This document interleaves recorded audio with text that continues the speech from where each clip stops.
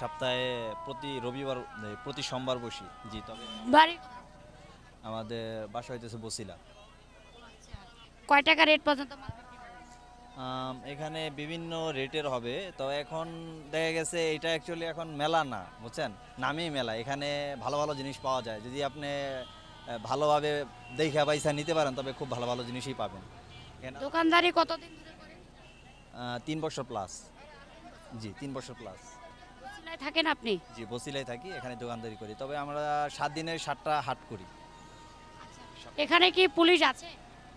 Police আমাদের protect দেওয়ার জন্য মাঝে সাঝে আসে, তবে আগে যে একটা মানে মানে 2 নাম্বারই ছিল সেটা এখন নাই। এখন মানে আন্দোলনের পর এখন 2 নাম্বার এটা নাই? না, এখন এখন আপনাদের নিরাপত্তা আছে? এখন আলহামদুলিল্লাহ ভালো আছি। কে কেমন আছে সেটা বলতে পারবো না, তবে আমরা আলহামদুলিল্লাহ এই দিকটা ভালো আছি।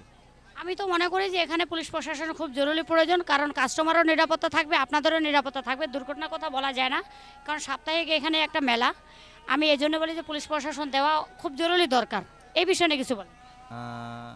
দেখেন, এটা আসলে আমরা মেলা করতেছি, এখন অবধি ওইরকম কোনো সমস্যা ফেস করি নাই, ঠিক আছে। তারপরেও যদি ঝাই ঝামেলা হয়, আমাদের বড় ভাইরা আছে এখানে, তারা এটা মেনটেন করে, তারা এটা দেখে। ধন্যবাদ। সবাই মেলাতে, আপনি বাইরে কেন? ওই পাশের রাস্তাটা খারাপ, কিন্তু এইভাবে খারাই তো দেয় না, এই জন্য আমি বাইরে। বেচা বিক্রি কেমন? সরকার যাওয়ার পর থেকে খুবই ড্যাম, খুব কষ্ট চলতেছে বেচা। বর্তমানটা আমি বুদ্ধিজীবীতে আছি, বছিলা সিডি, এবং এই মার্কেটটা হলো বুদ্ধিজীবী। প্রতি সপ্তাহে একদিন বসে, রোজ সোমবারে। আমি গত সপ্তাহে এই মার্কেটে আসছি, কোনো পুলিশ প্রশাসনের ব্যবস্থা নাই।